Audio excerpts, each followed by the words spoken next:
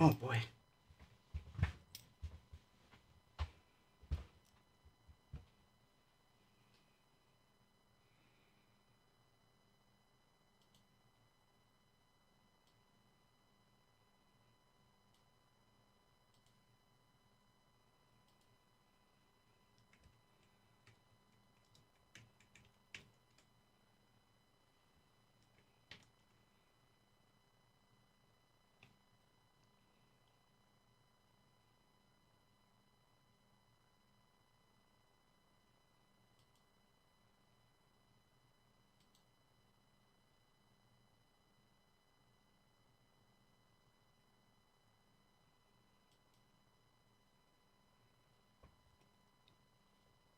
Hello, everyone. You're a fly on the wall for a little bit because there's a bit of some technical stuff going on. But hopefully it doesn't get in the way. But you're a fly on the wall. I'm going to switch and it's nice to see you all.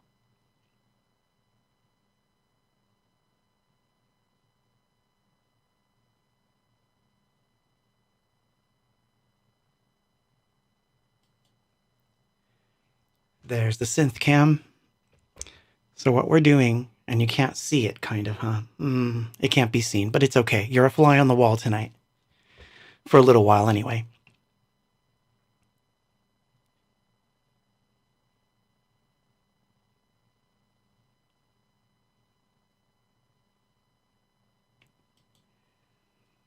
So, sampling session. I'm going to demonstrate some funkiness that one can do with a sampler. So let's begin. I'm going to just sample some stuff from my voice, and then I'm going to just mess with it. Here we go. Recording will begin in a few seconds. Here we go. Recording.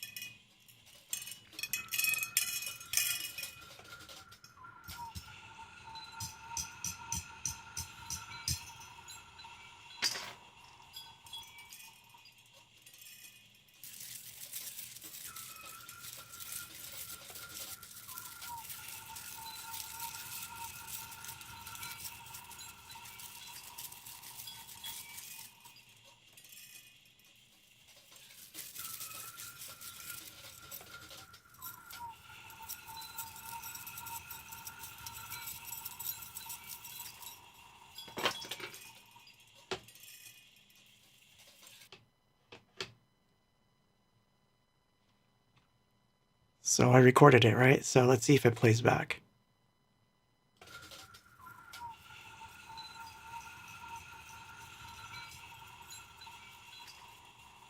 It's in stereo.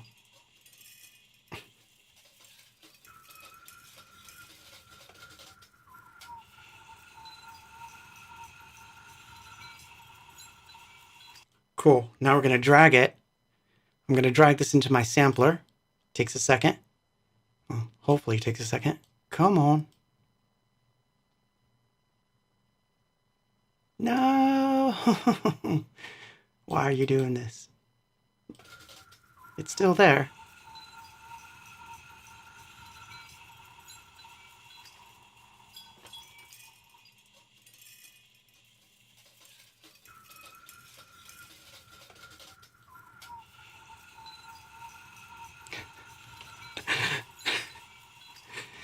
See, it usually takes less time than this, but let's see. Let's try it again. Come on. It's in there. All right, cool. Now I can stop that one.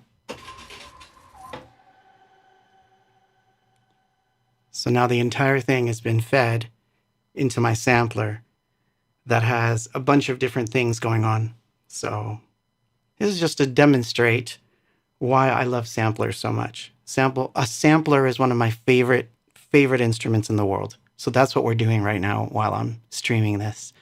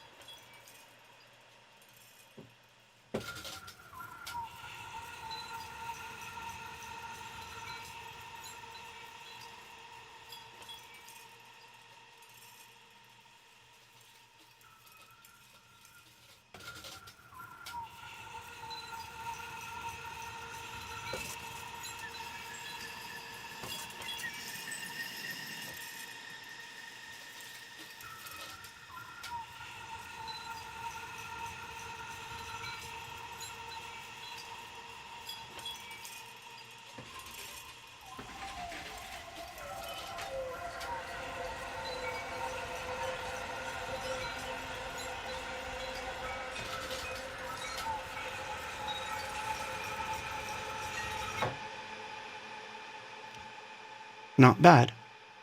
Now let's mess with it some more. Back to the original sample.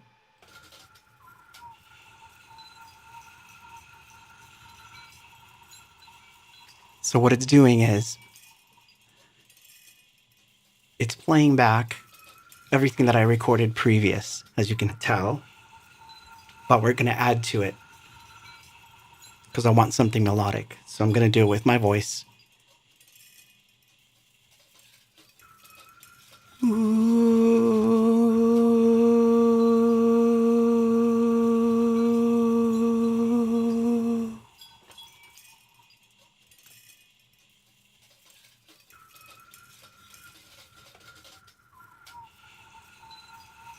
Oops, didn't work. One more time. Better pitch, maybe.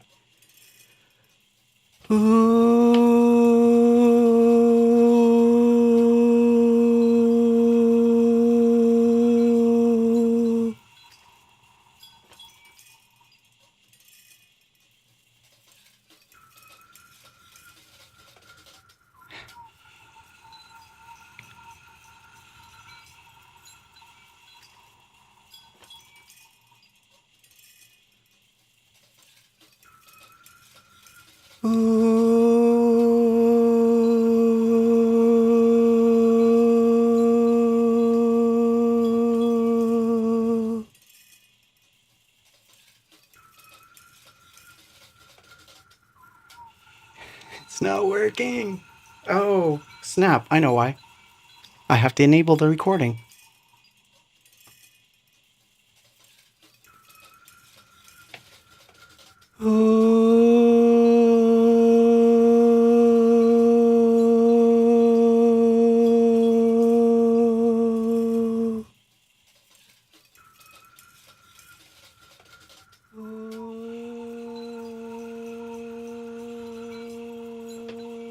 We're in business. Now I'm going to keep adding to that.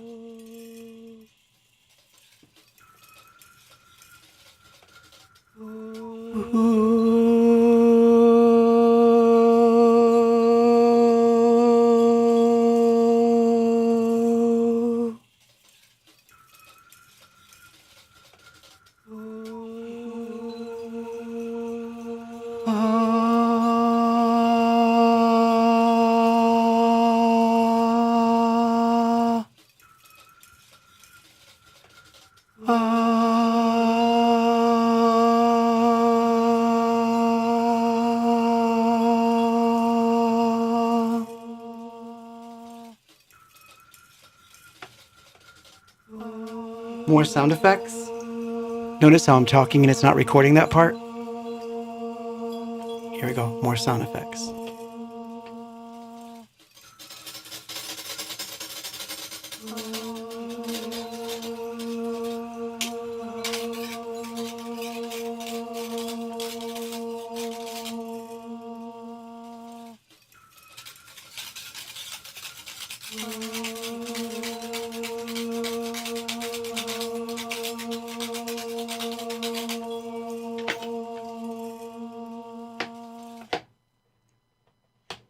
Oh shit, did I just erase it? No! Yeah, I erased it. Yeah, I erased it. Yeah, I erased it. Yeah, I erased it. Yeah, I erased it. Yeah, I erased it. Ah. Yeah, I erased it. Yeah, I erased it. Okay. That sucked. Because I just erased it. Yeah, I erased it. Yeah, I erased it. Yeah, I erased it. Yeah, I erased it. This is what happens with things like this. It's like a tape loop. Yes. So I'm going to do it again. I'm going to do it again. Sorry. Bear with me. I'm going somewhere with this. So yeah, this is live. So yeah. So anyway, let me see if I can show you something. I don't know if I can make this happen, but let's see. There's the synth cam. Let's try moving it tonight. Maybe you can see better what is happening here. If I don't trigger a note in the process.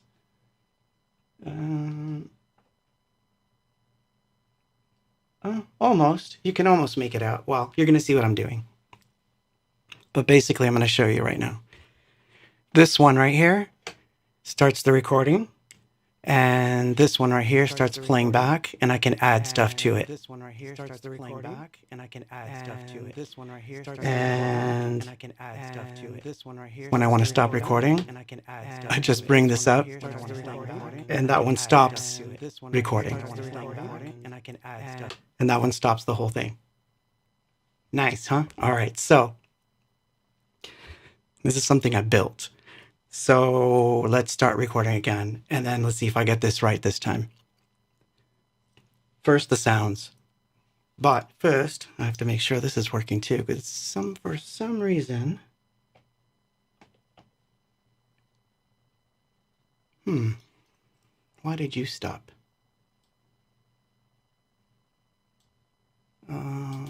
Let's make sure it doesn't. Boom, boom. Thank you. All right, so... We're starting on the left side here.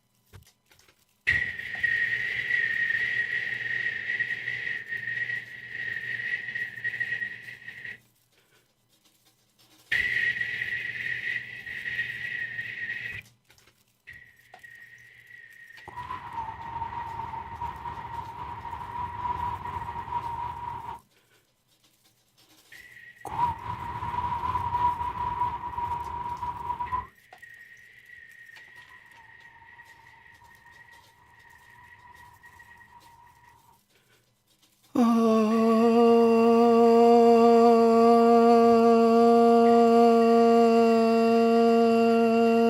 this is live.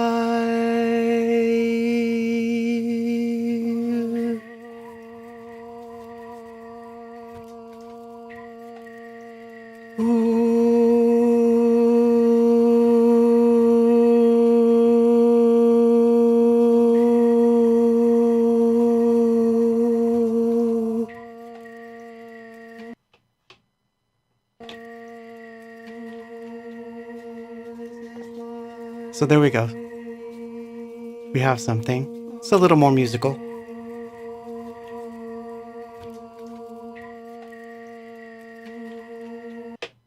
Now I can drag what I recorded straight into my sampler, and we should have some sound.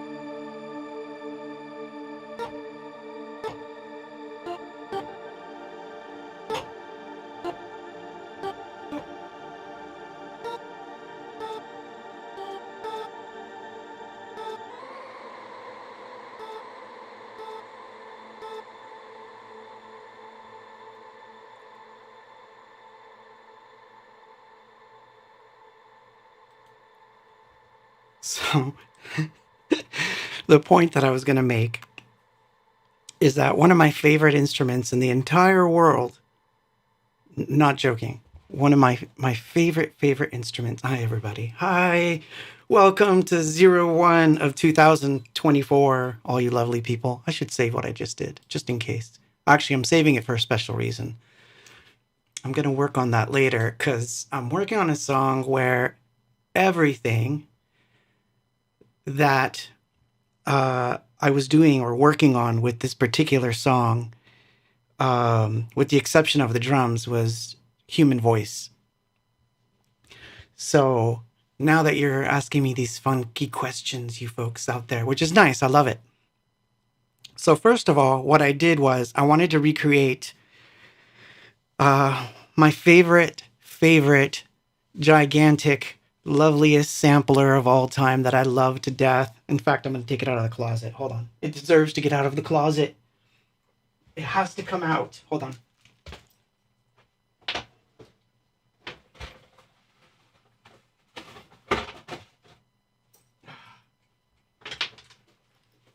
It's even in a case.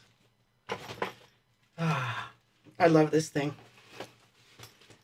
So yeah, you're just hanging out with me in the studio, and I'll play some stuff in a minute. but I just want to show you this.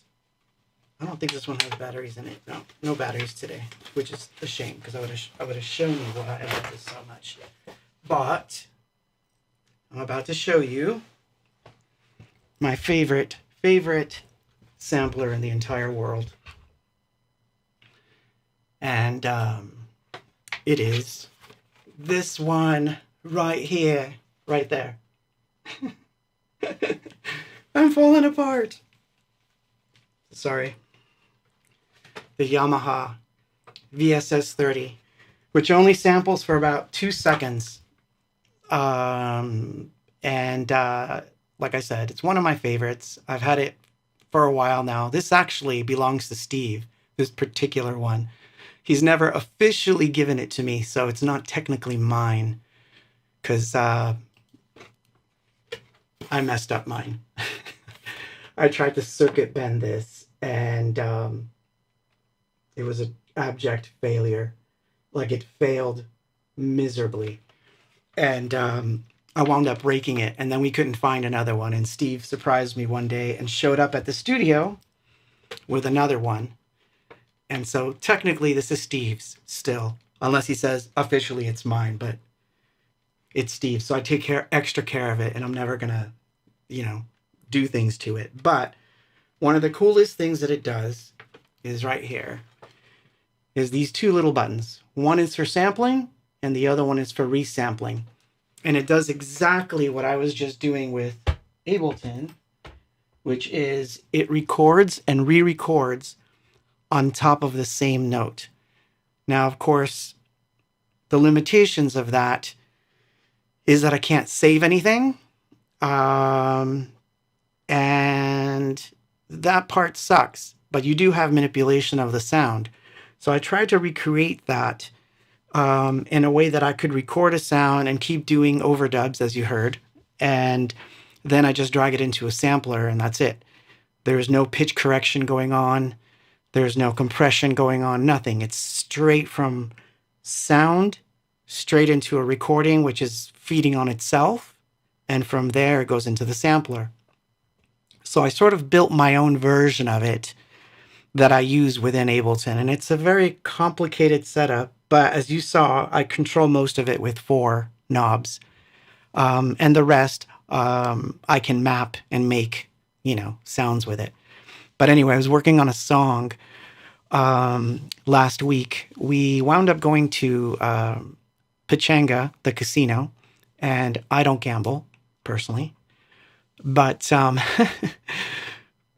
I spent most of my time in a hotel room, and I took an away kit with me. So it was my little Mac, and I wound up basically taking the Mac and realized I had no controllers with me except for, well, I took a controller with me, but what I mean to say is I didn't have any real instruments with me because everything had been left at home. So the only thing I had was the little Mac running Ableton, running my own weird sampler, and I wrote a whole song with it. Just my little setup. And I wound up recording the vocals, half of them there, using the onboard mic, and then the other half of the song was recorded when I got home, which I've been working on for like the last 2 days. I'm going to see if I can play a piece of it. So I'll turn on the overhead, and I don't know. I'll just give you a quick idea of what the song is like. It's going to sound very lo-fi at first, but this is on purpose. So remember, almost everything you're hearing, with the exception of the drums, if you hear drums, is coming from the human voice. So UFO cam, let's go. Let's see if I can play this.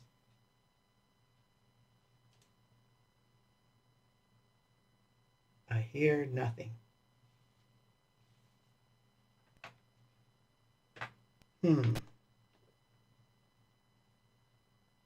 Yep, I got nothing. Whoops. There we go. I messed up. So this is coming right off the Mac. So it may not sound really good, but anyway. This is how I cheat.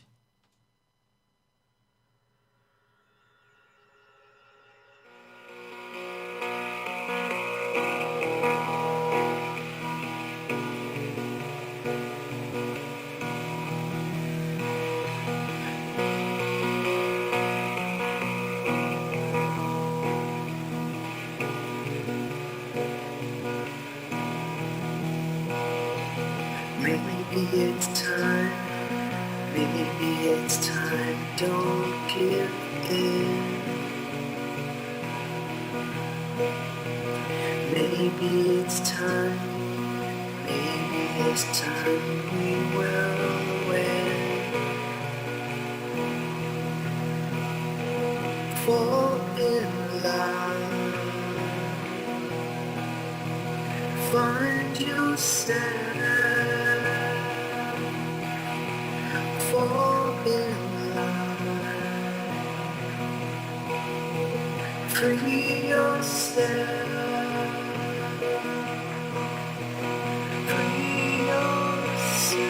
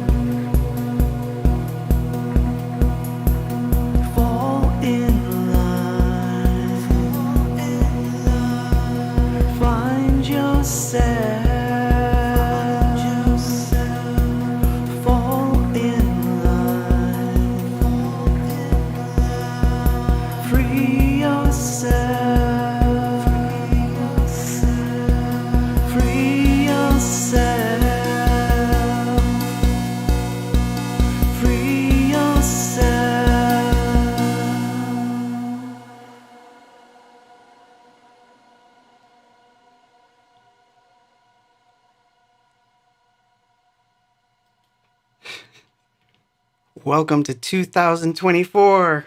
Woo! So anyway, yeah, so that's what I've been working on. It's not finished. I have a lot more to do. But yeah, I was kind of challenging myself to do something where I don't know. It was like first I did the demo bit, which you heard in the beginning, which sounds like someone said a live recording, which it is, in fact, a live recording. And then I thought, well, let's work on the demo and then let's work on the song alongside it. And then I really thought, they kind of belong together. So I've been putting it together slowly. It's not done, but it brings up a lot of interesting things that I want to talk about tonight, which is about what is the future going to be of Anything Box in general and all that kind of stuff. Because this is all I've been thinking about for the whole week. And as I was working on this particular song and sound design and doing my wish list of instruments that I must have, and there's a particular one that's going to show up at my house in March that I can't wait for. Thank you. But yeah, which I'm really excited about, by the way. But I'll tell you about that later, though. But yeah, so I've been thinking a lot about all this stuff, and at the same time, I was feeling nostalgic. So I wound up listening to old tapes. So I'm going to play a lot of strange stuff from the old days, as they say. So it's going to be mostly stuff from the 1980s because that's the mood I'm in. So anyway,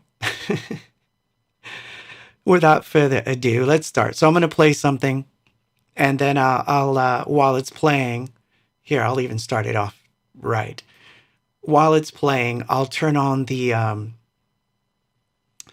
chat, as it were, and I'm there in the background. You can almost see me. I'm there.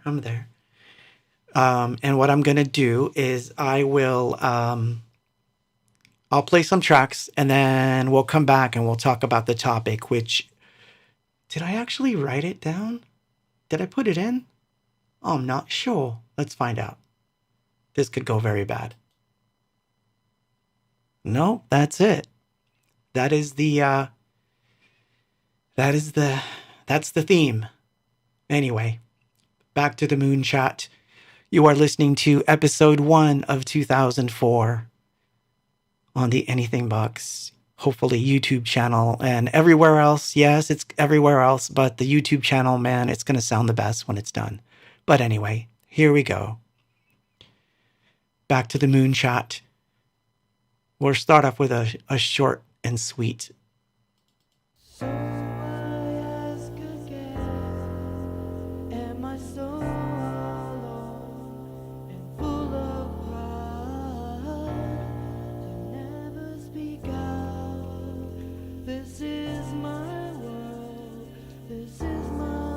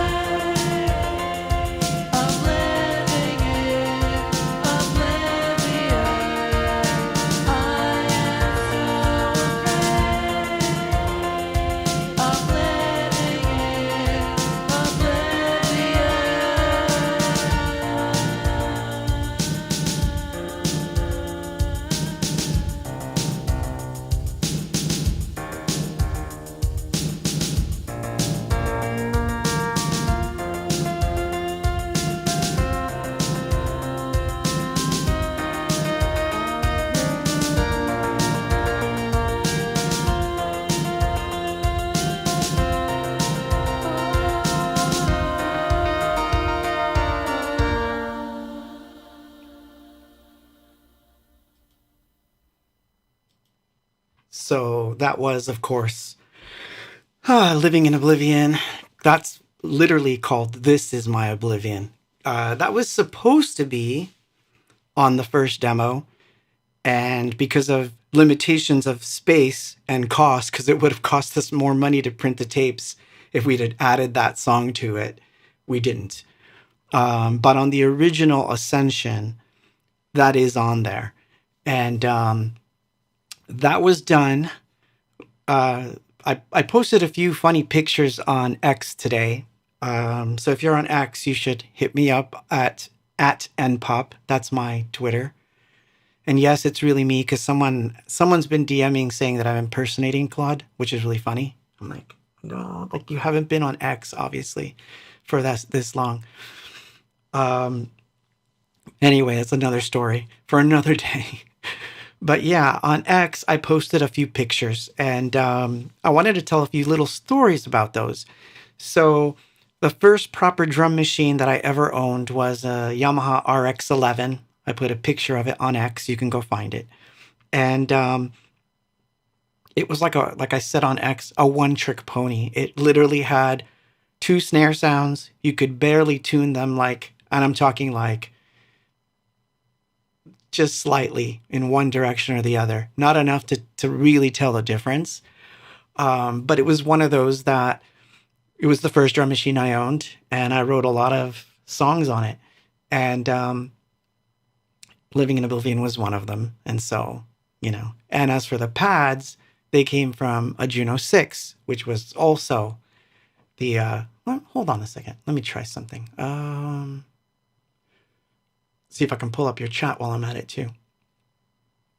Back to Moon Chat while I look for things. Oops, nope, that's not the right thing to do. I just went to the wrong thing. But that was nice. That's you can see why not. Anyway, let's see if I can pull it up real quick. Just makes it easier to show you than to just talk about it.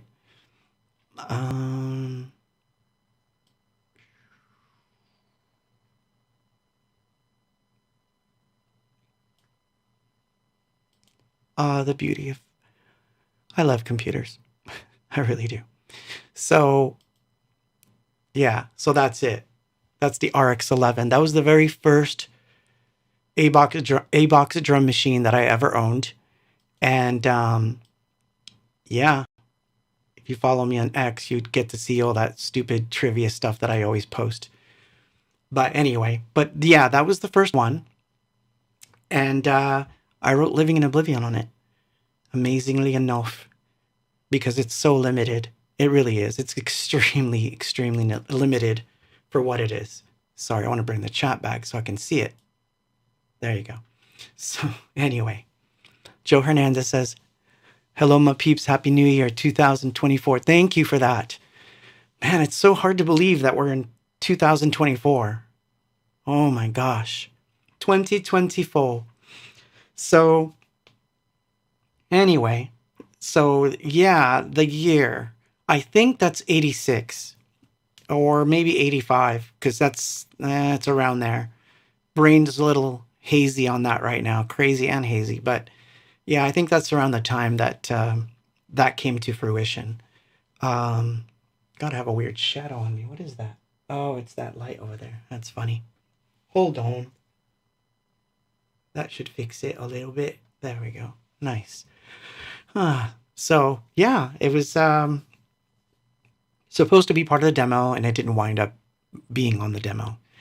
But so yeah, that's all I got to say about that.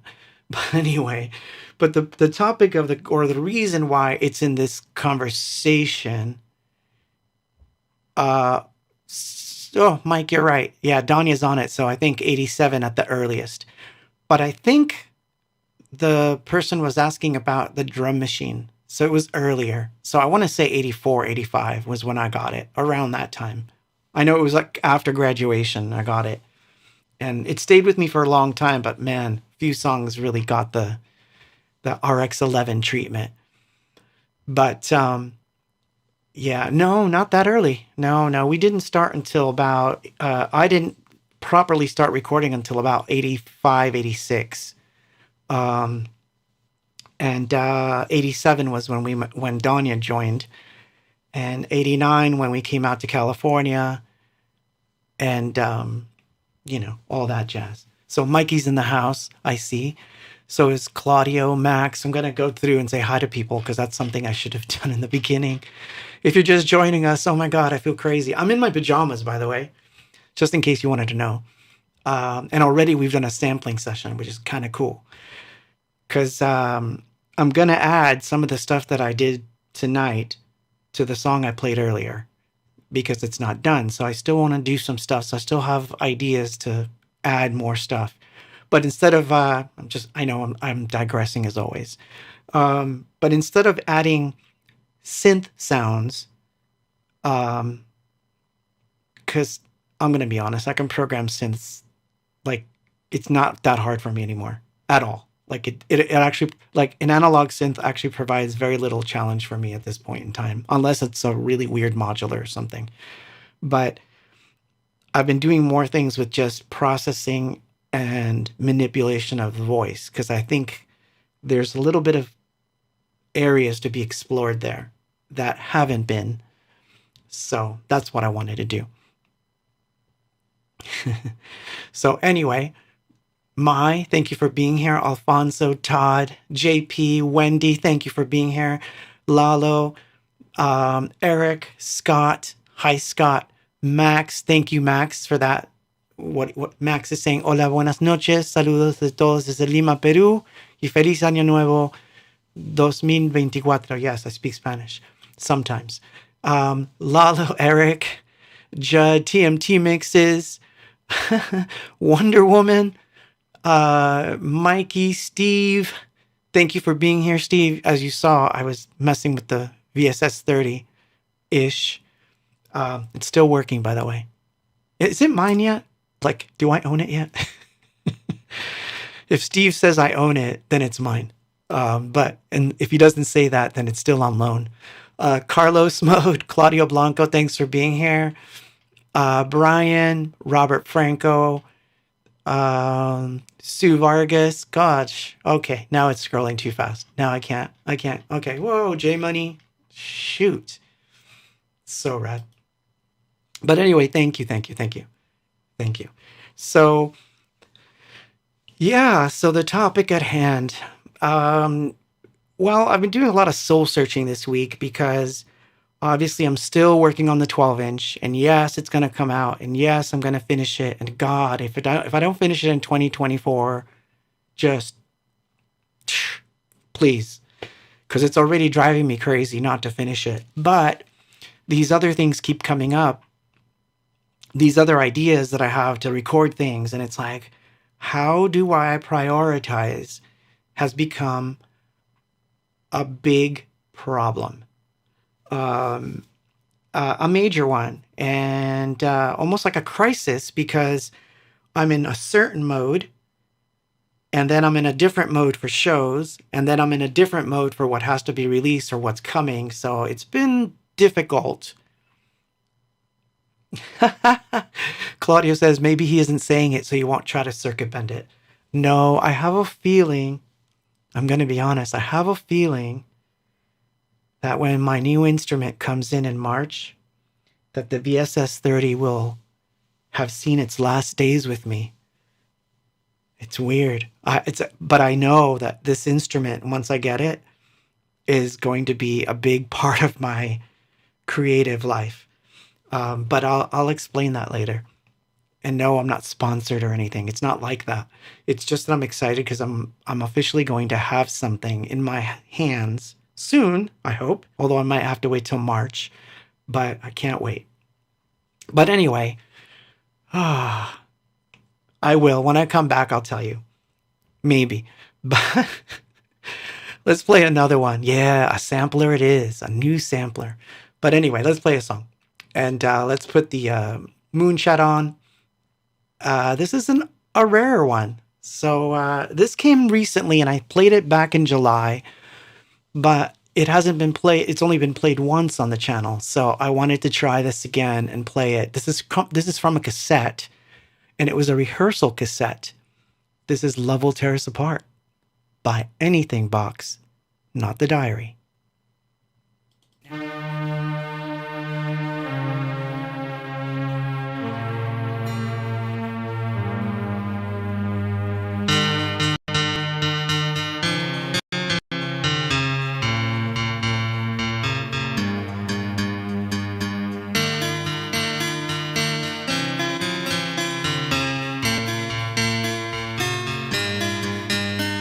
When routine bites hard and ambition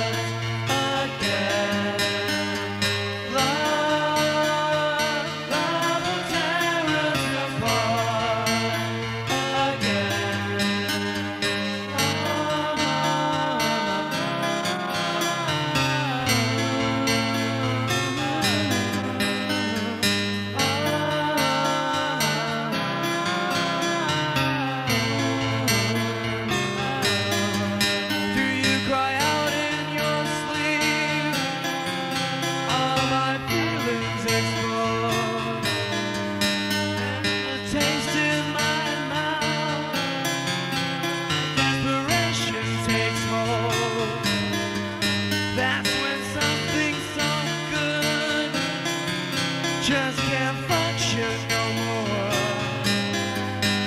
When love will tear us apart again. Love will tear us apart again. Love will tear us apart again. Love will tear us apart again. Love will tear us apart again.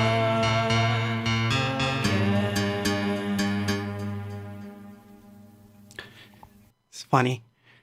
So here, this is it. I'll just show you. So that's the thing that I'm going to get in March, if all goes well. It's a new sampler, actually. And why do I already say I love it, even though I don't have it? Let me explain, if I may. So, as I said, this is one of my favorite instruments on the face of the earth, the VSS 30.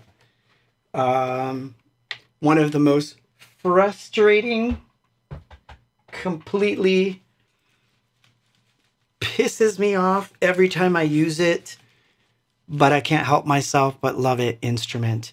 I love that it can resample. I love that it crunches the sound in a certain way that kind of destroys it a little.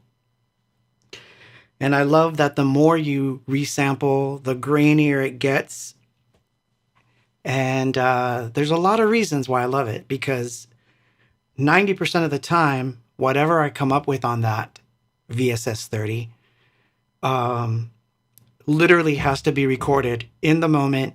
You have to track it, or you have to resample it onto a recorder of some sort. Because if you turn it off, the sample disappears. So I don't know if you guys know what the NAMM show is, but I've gone to the NAMM show maybe 3 or 4 times with my written down idea for a sampler that I've turned into like probably every manufacturer I ever met. I talked to Roland about it. They ignored me. I talked to Korg about it. They sort of tried to do it with the micro sampler, if you remember that one. But that was, sorry Korg, that was crap. Talked to Yamaha about it. They were like non-interested. Talked to all the weirdo independent companies that were at NAMM. This is years ago. And I told them how wonderful the VSS 30 is. And you got to make a version of this. And it's really simple. It's got to be just the simplest, dumbest thing you can imagine. But nobody would do it. No one would touch it.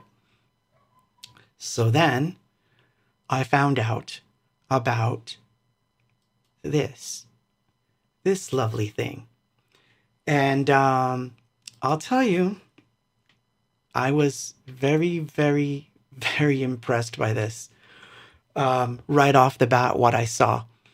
Like I said, no one's paying me, and this is not like one of those weird videos where I, review stuff. First of all, I can't review it because it's not physically here, but I know what it does. And what it does is magic. So basically, this sampler, now we're talking about samplers. I know, it's weird. I don't even know what you're saying, but you're probably like either laughing at me or... So anyway, oh, wow, that's weird. I didn't know that YouTube was doing that. It could be the interwebs. But so it's basically a VSS 30 on steroids. It's a tiny little sampler that has a built-in mic and an input. You can record stuff into it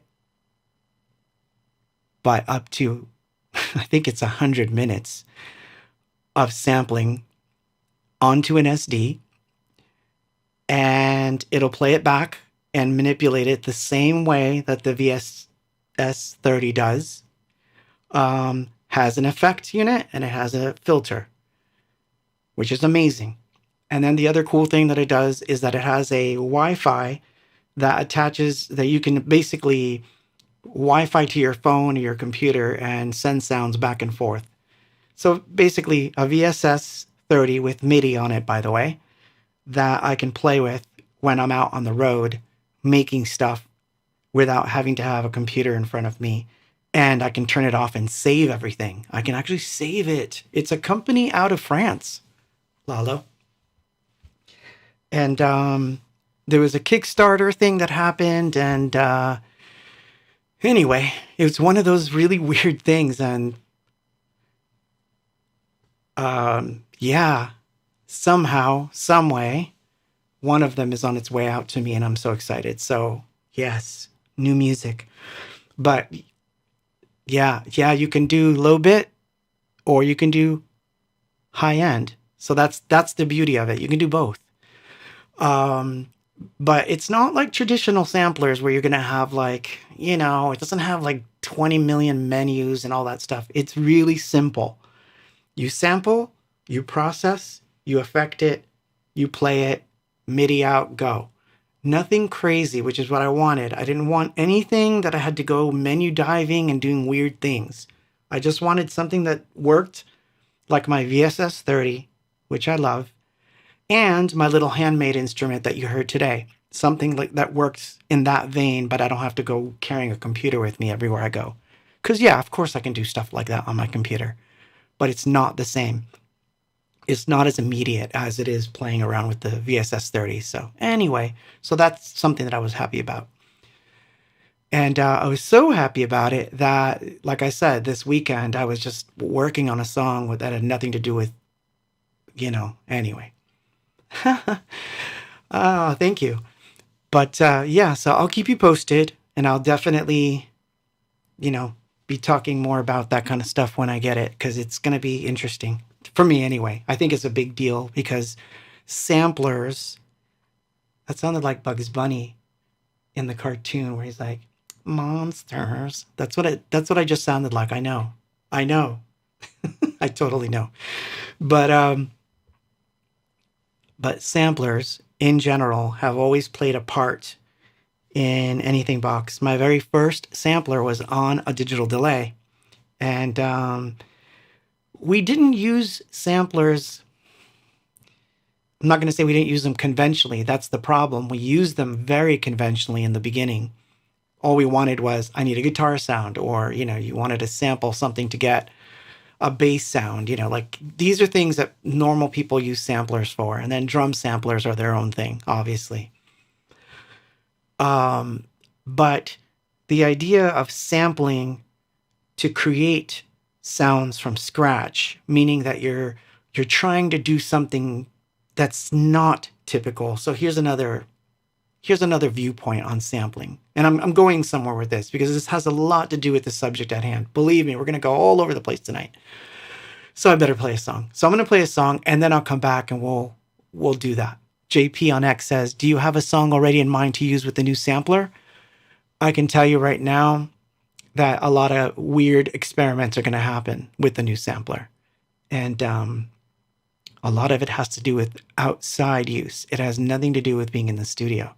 That's another reason that I love these kinds of things. I love instruments and what I call away kits. So I will explain that when I get back. But let's play a song.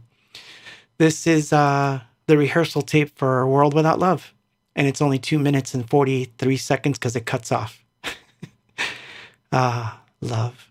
Anyway, 1988. Oh, Moonshot.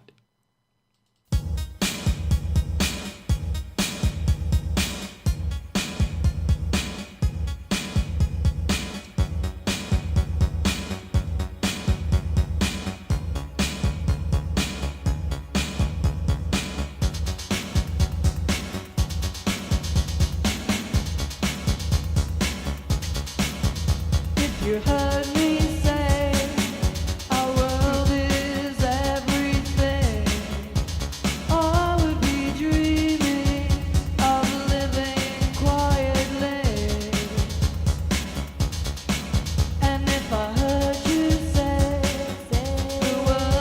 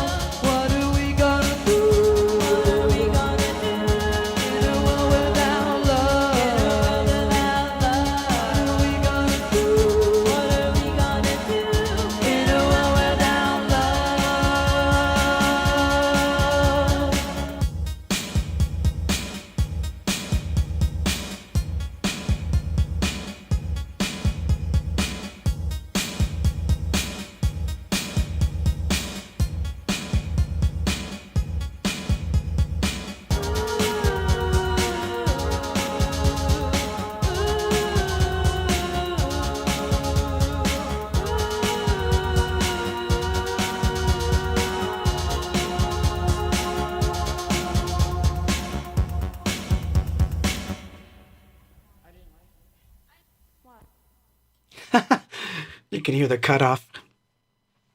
Yeah, so a lot of stuff from tape tonight, okay? Just to show you how much fun lo-fi can be, because lo-fi can be fun. I have a lot of interesting things that I use for lo-fi sampling and resampling. Here, I'll show you another one. This is another one of my favorite things. One of my favorite things. Sorry, I should have done that for Christmas. This is another one of my little favorite. This is a tiny reel-to-reel. You see this right here? That is a pitch knob, so I can vary the pitch. So one of the things I used to like to do with it, last couple of years or so, was record things and then drop them down in pitch from the tape where it sounds really terrible. And it's a really terrible sounding tape deck, by the way. And then you feed that into the VSS 30, you get a weird loop, and magic happens when you kind of limit things a little bit. J Money asks, why did you not keep that beat? It was going to be for the remix, and we wound up never using it, never doing it, which is funny, right? That's how things work.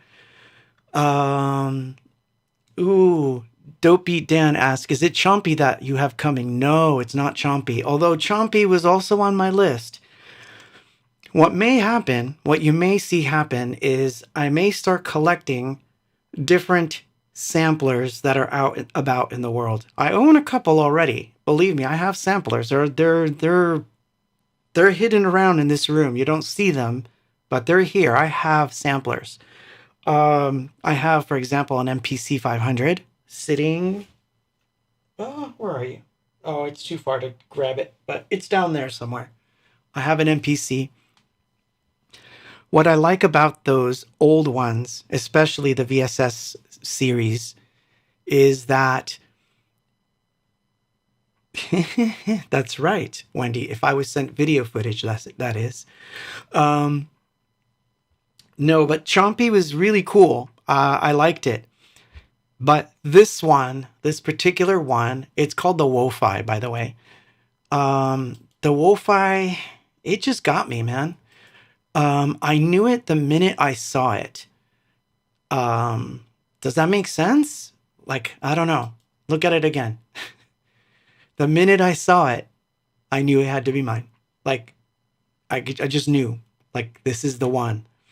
So, anyway, I already wrote the manufacturer letter about how much I think I'm going to love it. And I even had a little conversation about things that I would like to see in there if they're not in there. And they're very open to a lot of the ideas, which, by the way, the updates and all that are going to be coming off of Wi-Fi as well. So it's like you just, it's kind of cool. You point your phone to it, it updates itself, and whatever new features on there, you get it. And so I'm stoked. But to answer your questions, because I know you guys are asking me questions, and I don't want to seem like we're having I hate those producer video things. So I don't want to be one of those people. So that's not what I'm doing. So I like watching those videos. I just don't want to be one of those people. And it's because I'm not good at that. So anyway, but so I want to get back into experimental mode quite a bit, which again, this is why the conversation comes back to what's going to happen in 2024 with Abox in general. Well, hold on. One thing that I'm going to say right now. No, I'm not quitting. Nothing's going to make me stop. Nothing. Now, that said, because I want to be very clear here, I have shows coming. So this year already, I can't give you the exact dates yet because we're still waiting on little details, but these are pretty much sealed in stone at this point. Coming up is Austin, Costa Rica. Yes, Costa Rica. I'm going to Costa Rica. Yeah. So yeah, Austin, Costa Rica, and Brooklyn. So that is actually happening. So that makes me happy. But see, this is where it gets into the weird territory. So I've been asked a lot about like, what are the sets going to be? And this is a question that I get every time. Every year that I've toured, this question comes up. What's the set list going to be? Are you going to do this? Are you going to do that? Are you going to do mostly stuff from Peace? Are you going to, which is, of course, everyone wants that kind of stuff. And so it kind of puts me in a quandary because I want to release new material. I want to make new things, but I don't want them to go to waste. And one of the things that I find happens is that you do an entire record, and Distances comes to mind because it's the best example I have. Although I have other examples like Electrodelica, but Distances is probably the best example, where I poured my flippin' blood and sweat and tears into it. 2 CDs, 24 tracks, and barely, if I'm lucky, I play 2 songs from it, maybe 3 on occasion. But never all 3 at once. It's usually 1 or 2. Like maybe I'll do Dead Stars here and there, or maybe Dead Stars with Fast Forward, or Hello, and maybe, Who Will Dry Your Eyes or something, but never a set where I could say 5 or 6 of those songs are going to make the list. And that kind of makes me sad because obviously if I take 5 songs from, let's say, Distances, that means that 5 songs from Worth, Hope, or Peace have to come off the set. So that's kind of sad too. And so, of course, if I put Electrodelica songs in, that's something else that has to come out. If I put Universe songs in, that's something else that has to come out. So the only thing that I could do, which I started doing a couple of years back, was to stagger the sets throughout the year so that, it's not always the same set, but at least most of the favorites are there for people. And I can indulge a little bit in there. So even this year, I started to play Because, which was like, from the diary even. And that was cool. I love doing it. So it just begs the question, like, what comes next? Like, what are you going to do next? And that's been my, like the thorn in my side for like the last, I don't know, ever since the holidays, I guess. Been thinking about it like crazy. And it's kind of stifled me a little bit. So I was happy, very happy, that in this hotel room with my away kit, I wound up writing a song, which was not the intention, by the way. In fact, I'm going to tell you about that too. So the idea was that I was just going to do some sampling. I was going to build what I showed you today. So the idea was I was going to go into this hotel room, work on Reactor and Ableton Live to build myself a miniature VSS 30 type instrument that I could sample into on the fly right away, build up some sounds, and then have them for song ideas. So I was in this hotel room just making random samples using nothing more than the built-in microphone in the Mac and basic sound effects inside the room, like clinking of glasses and, just funky stuff around the room. And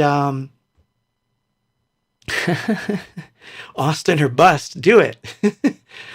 So caravan from Austin from Austin. I can't even say it. From Houston to Austin. Thank you. That's awesome. Yes. So I was in this hotel room just making sounds, and then a song came out. And what I realized was that these little outside experiments do me well, because during 2020, I got out into the park and I would write in the park with a little away kit. And my away kit then was really, really shitty. It was just the Mac, a little controller, and a little lapel mic. And I still love those recordings, and I never released any of them. So my idea for 2024, or my goal, I'm not going to call it a resolution because I don't believe in that stuff, but my goal for this year is to not focus so much on album kind of stuff. Now, there is an album, and it's finished. I just have to master it. I'm going to get that one out of the way because I have to. Plus, I think it's really good, but it's not what I would consider to be a modern Anything Box album. It's a throwback because it has a lot of songs that were coming from before, so there's songs from 1980s, there's songs from the 90s in there. And so that's the last of the old material that I'm going to revisit. When that album's done and it gets released and the 12 inches get released, which I think there's going to be 2 of them, once they're out, there will be no more revisiting the past to record them in any way, shape, or form. I'm not going to go back and find some old song and bring back a catalog of here's a worth thing. And I'm going to I'm not doing any of that anymore. Because I think it's sort of not working for me. The other side of this, of course, is that by not having to focus on old material, I'm talking about the studio, and focusing on things that are just coming to me, it means I can release things at least at a better schedule, so that I can probably put out, let's say, I don't know, a couple songs every 3 months and put out a zine or a book with it, something strange and off kilter, and make them all limited editions and just kind of ride that wave. And the reason that I like that idea, and you can correct me if I'm wrong, and you can honestly give me your comments on this YouTube video when it gets published, what you think about these things that I'm talking about. But I guess what I'm trying to say is, I don't think that I'm going to sit and write an album for an entire year, record it, do all that stuff just to not tour on it at the end of the year. Meaning that I'm not going to take those 9 songs and then tour with them when nobody's going to want to hear that stuff. They're going to want to hear the stuff that they want to hear. There's 4 albums at least that people are so attached to that those are the sets. And listen, that's totally fine. But if I release things on... Oh, something's weird here. Sorry, I heard an echo. But if I release things on a different schedule, meaning that, a single comes out here and there, or a 12-inch here and there, then at least I know, hey, I can tour on that because it's a song that just came out. I can be in Costa Rica and say, this came out last week. I'm going to play you this one song. Then we go back to the normal set. It's on Spotify, whatever. I come home, work on a different song, and a couple months later, I'm in a different city, a different country, wherever it happens to be, and I decide to play one of the new songs. There it is. So this way, I get something out of it, which is I get to play some new material out there. And I don't have to keep trying to reinvent the wheel, so they say. But I'm going to have a lot of incentives. So I have a weird way of thinking about it. It's not all firmly planted in my head. Let's put it that way. Anyway, I'm going to play another one this is really rare. So I found this on a reel-to-reel downstairs, and I think I played this on the 9th Quarren stream in 2020 when it was the Quarren stream. So I haven't played this one in a while. Anyway, so we're listening, by the way, if you're just tuning in, we're talking about 2024, future of Anything Box, what will happen. We're talking about sampling, why it's a big deal, and what it means, and whatever it means. And we're playing songs that came from tapes and having to do with old instruments. So I do believe this might be the last song we used the RX-11 drum machine on. This could be the one. But anyway, this is called The Memory of Love. And mind you, these are tapes. Don't expect much. Moonshot.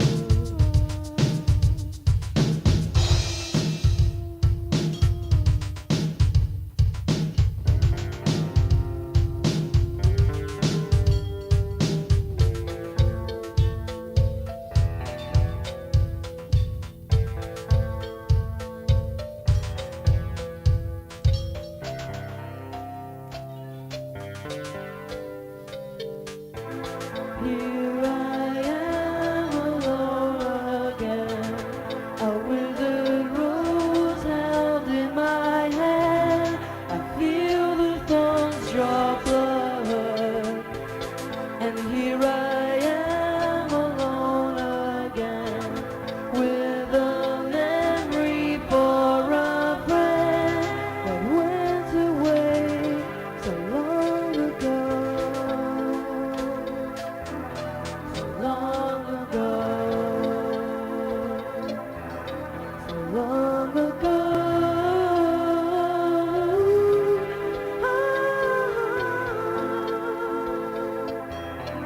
So long ago.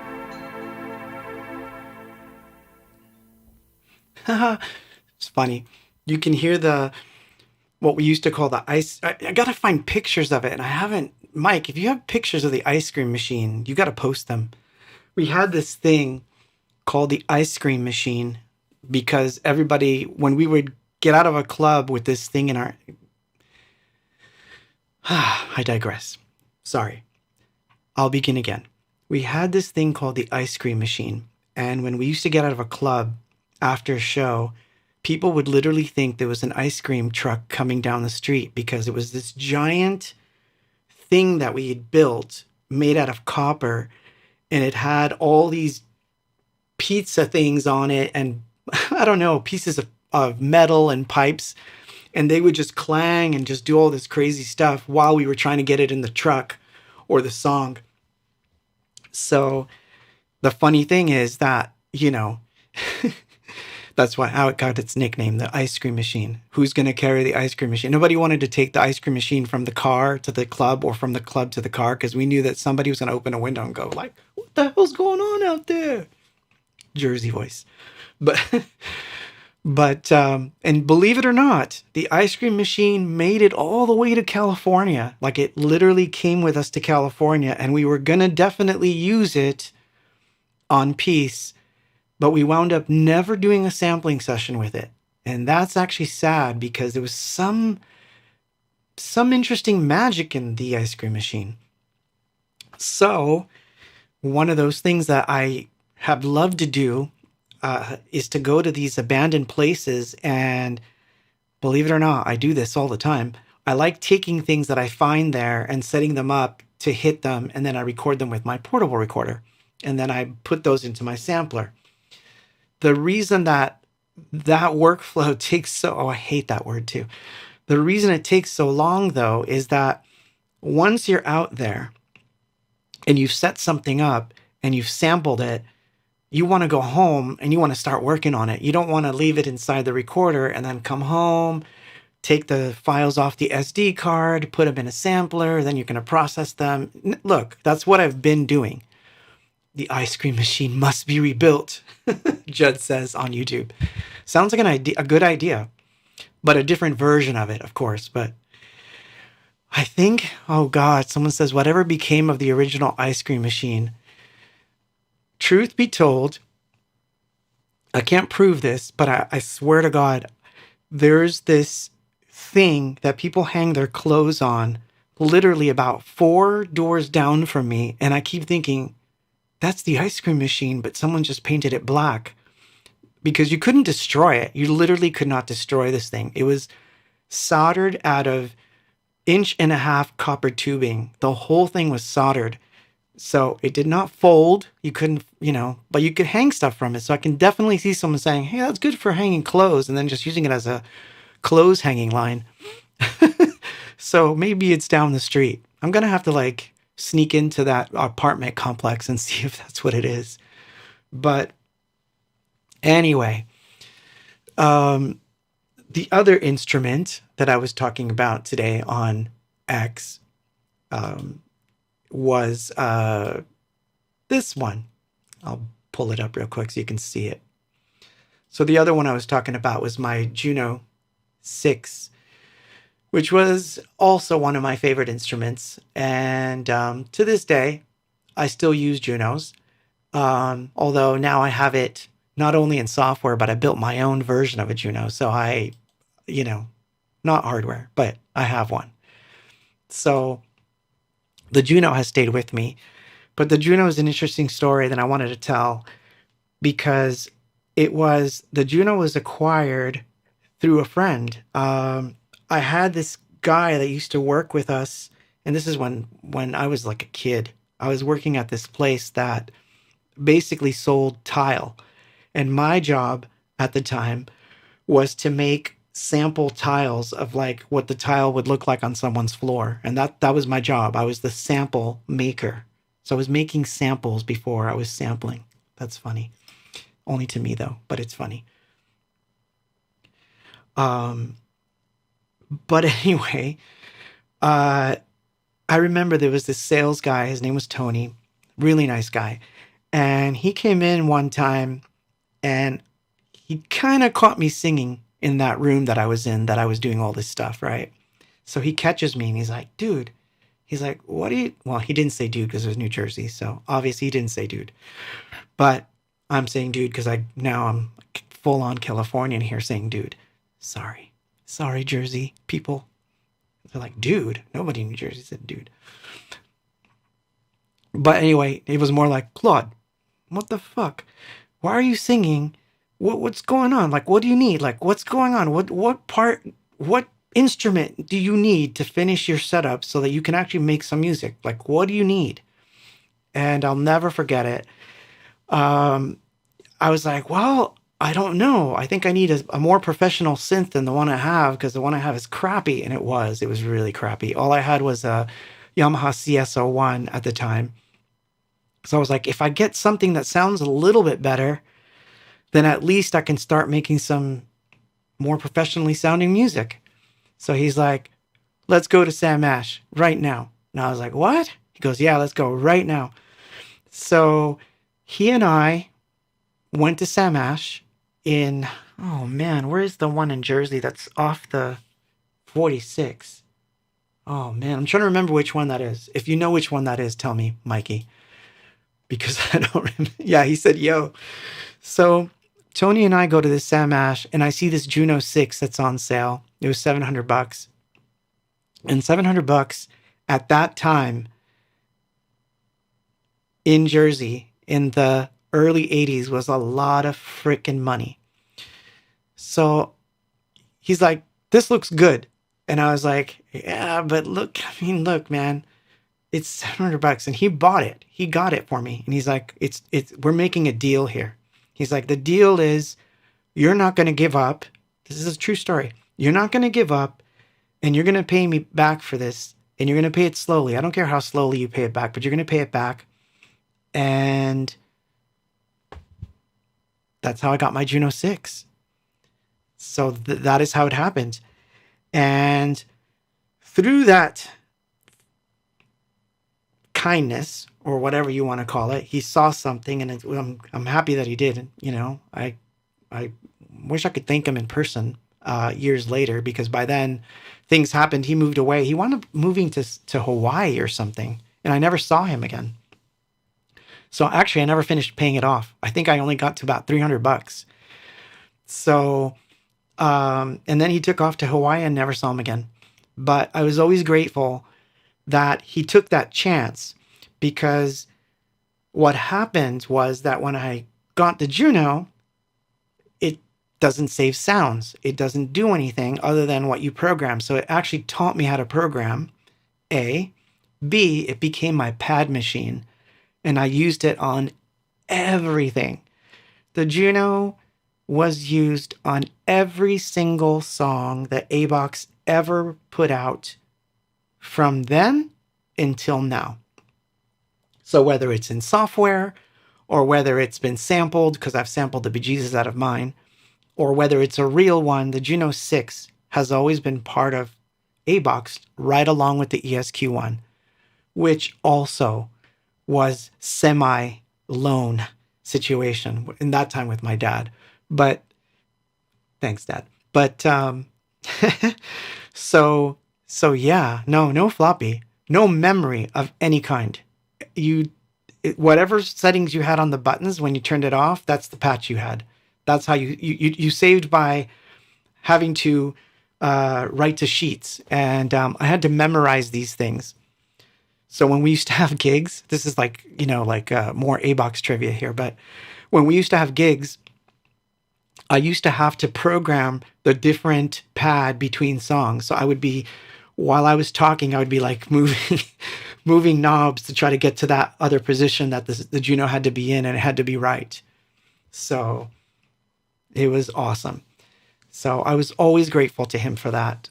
So Tony, if you figured out who this is and you're like, damn, that's you, Claude?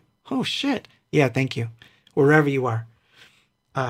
Tony from Long Island.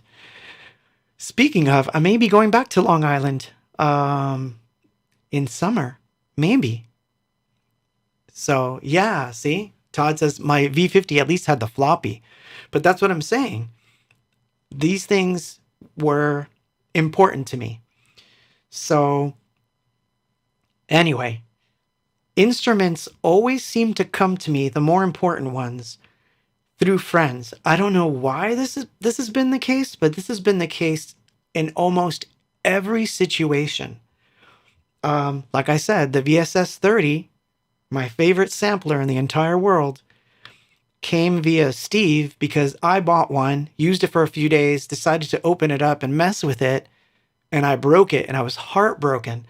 And then the price of them shot up because Sigur Rós uses VSS 30s, and if you look him up, the guy from Sigur Rós says that is his favorite instrument next to his guitar. Like, he loves it that much. So I totally understand. So anyway, I wound up with this one that I'm the custodian of, and I love it. So anyway, similar situation with the new instrument coming. So all I can say, thank you. You're making history with me here. So your whole career's built on charity. The next album's name, Charity. No, not charity. I don't know that I would call it charity. It's something else. It's an interesting, I don't know. It seems to always fall in place. Ah, that's nice of you. So Steve has originally said that it's mine, but I promise I am not going to circuit bend it. I don't need to circuit bend it. In fact, it's going to get put to good use because now I can sample from the VSS 30 and send the sample directly into the new sampler if I want to and save it there. So it's going to be like a dual sampler situation. I'm like totally stoked. Thank you, Steve. It's official. Ah, thank you. Ah, see, it only took a few years. Thank you, Steve. But yeah, it's gonna be a good year. I got a feeling it's gonna be a good musical year. And I've been sampling like crazy anyway because I'm going back to my sampling days. But anyway, then came Tom. Yeah, I need to play music. Sorry, I'm going home.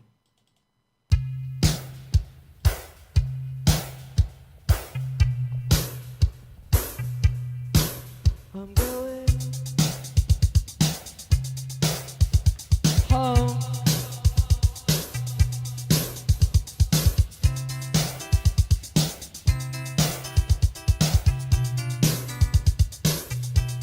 I'm going home.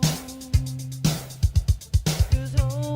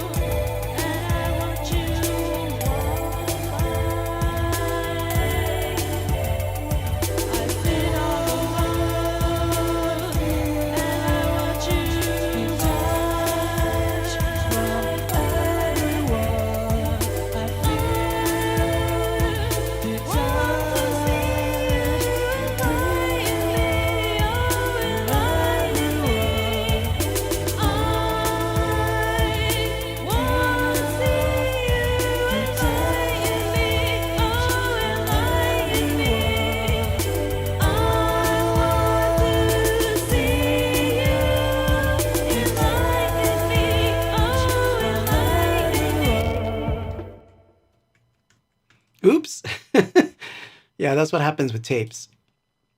You cannot predict what's going to happen with tapes. Oop, synth cam. What's that? It's funny. Yeah, it would be funny. Ooh, JPK Knight says, excited to see new Abox singles tied to NFTs and books. Books, for sure. So here's why that's an incentive for me. So I'm drawing all the time. So recently, so this is real. I'm not joking here. I have, oh, thank you. Thank you for the compliments. I have 3 books in tow. Like literally, I have a black and white one, a black one, and a red one. And what I mean by that is they're projects where the entire series has just been built up until I have like 30 pages. And I'm like, wow, I've got enough for a zine / book. And I want to put music to it. So my thought was work on some songs. And when I have 2 or 3, I match them with one of those books. Boom, it goes out. And then those are limited editions. And I can do, the NFT stuff, don't make me laugh. Yeah, it wasn't supposed to be that kind of a camera, but that's what it looked like. Oh, shit. Oh, man, you guys are funny. Hold on, let's see if I can fix that. Oh, that's funny. Something always happens. It's supposed to be the butterfly cam, not the crotch cam.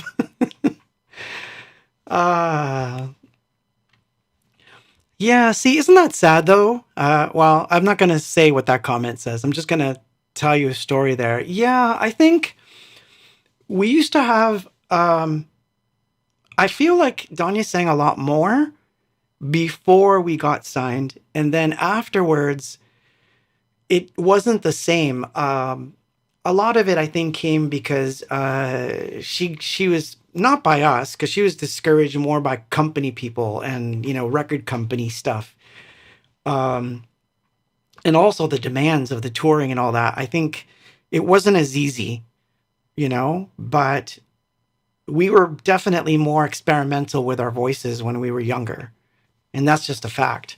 But I wish our relationship was better. I'm not gonna lie, but yeah, no. I mean, I do obviously miss her voice on things. I'm not gonna lie. It's when it worked, it could be magic. When it didn't work, it wasn't magic. And that's like the best way that I can put it. But when it worked, when we were young and we were like really into it all, it really, really worked. And so I'm happy that I at least have some of those recordings because, at least I don't know. To be honest with you, I don't know. It's a question I don't like to be asked, but it's not because I don't want to answer the questions. I don't know how to answer the question. Maybe it could happen, but then it all depends. I mean, we're in different places now in life. So I don't know. But who knows? I mean, Paul wound up coming out to play when I did El Centro twice. So who knows? Maybe something can happen. Jason says, any thoughts of having guest vocalists in the future? I thought about it. But I don't know. I'm in a different zone now. So I don't know. I don't know that it would work the same or that it would have that kind of magic. So I'd rather do something completely different than to try to recapture something, especially with someone else, because I don't think that would really do the job. It might be different, but yeah, nah. I think I'm becoming more a mad scientist. But I'm getting more introverted into the music, and so I think at that part that's really important for me. But one never knows. I'm not gonna. Let's put it this way. I'm open, so it's not like I'm closed to it. I'm not. I just wouldn't do it just to do it, and I certainly wouldn't do it just for money.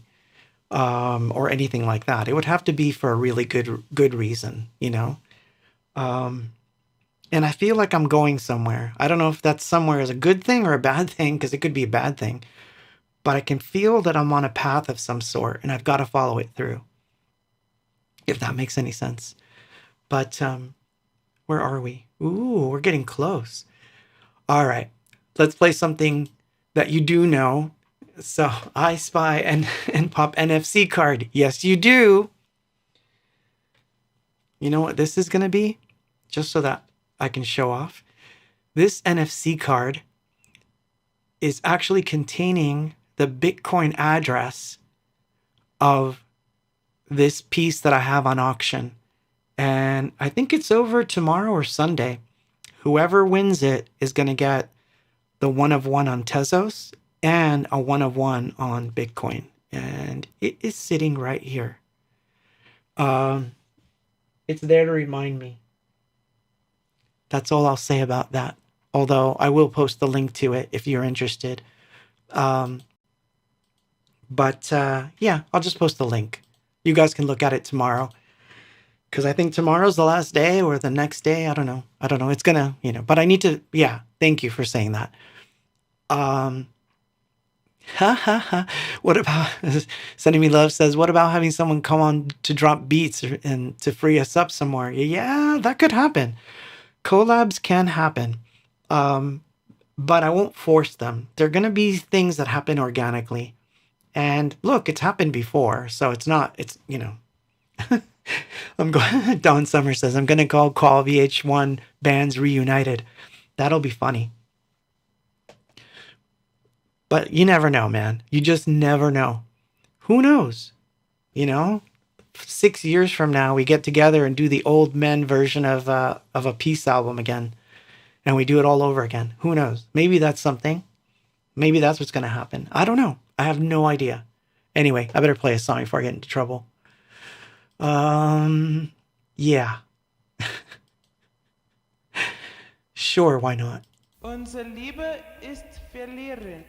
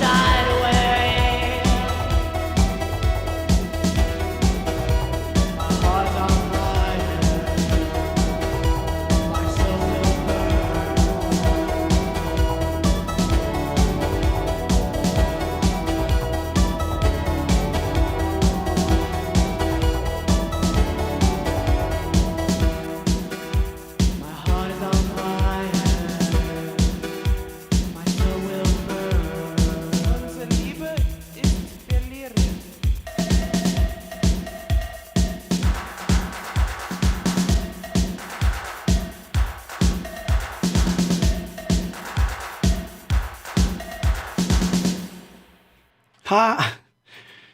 Ah, it's funny. I think I really do think I can remake that one for the live show that way. It's funny because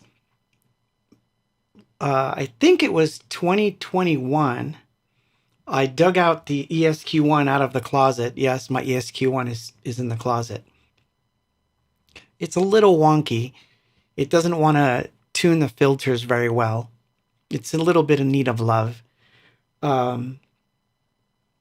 I may actually have to look for a different one, but it might work with this one. But, oh man, I just got an idea. Never mind. I've got an idea now. But I have the sounds on a cartridge to this version of the song. So it would be interesting to try to do a version for live that was sort of in the old, Ooh, the funny thing is, Judd, that isn't a German newscaster sample. That's actually Danya's voice. So this is where we started to deviate into the sampling world. Like this is what I like to do about sampling. I'm not going to say we never sampled records because that's not true. We did. We have sampled other things. Now, what we do with the samples is we would manipulate them so that no one would recognize where they came from. And that was fun. But more recently, something that I started to do that I really love doing is I like to just jam on an instrument, do some weird arrangement, and then resample it into the VSS 30 or some other sampler and make that my loop. And do loops that way, making my own samples so that they sound like they came off a record, meaning that it sounds like something off from the 70s or 80s or whatever it is. And, you do your best to make it that way. And then you sample it, and then you use it, and then you write around it. So, yeah. Hi, Denise. So, yeah, thank you. Yes, Denise. Denise gave me this. Thank you. Yeah,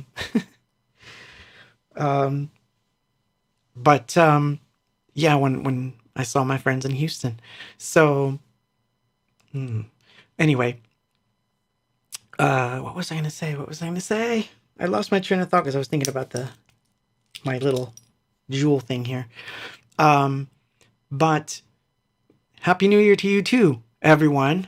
Everyone, Happy New Year. Yes. I hope this year's going to be good. I really do. We need it to be good. Anyway, I'm going to move right along because there's only like 10 minutes left. And yes, I'm on the clock. I have to give someone else the chance to have a life in this apartment. So yes, sample manipulation is what I do. This is me. So it's all over the place on distances. It's all over the place on worth. It definitely showed its face in Hope.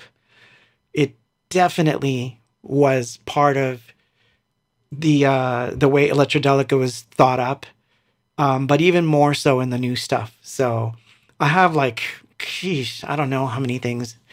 So I will say this, though, about the ambitions and all that stuff that I was talking about earlier. Once the 12-inch is done, once the album is out, the release schedule is going to be very different. That's the goal. And it's going to be more oriented with art and music as a whole. So I think it's going to come together more, Ooh, nice. Thank you, Viscountess. I'll have to... Oh, did it come through early? Because I haven't checked the last 2 days or so because I just got back from the casino thingy. But at any rate, it's going to be, So here we go. Living in Oblivion rehearsal. Of course.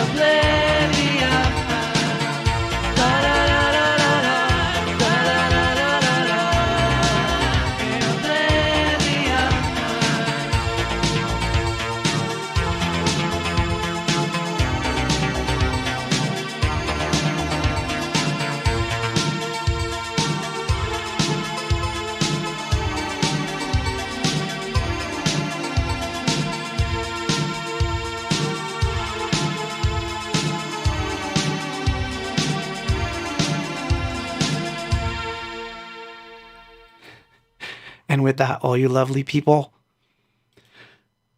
good night. I will see you next week.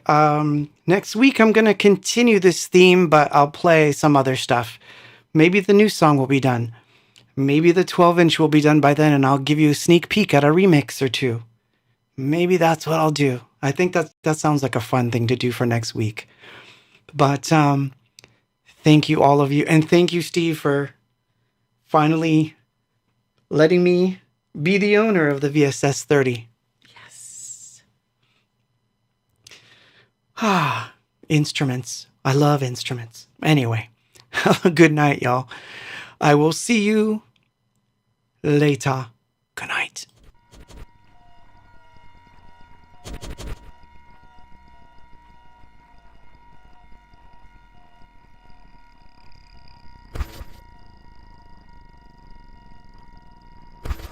I'm part of it. Can't you see it?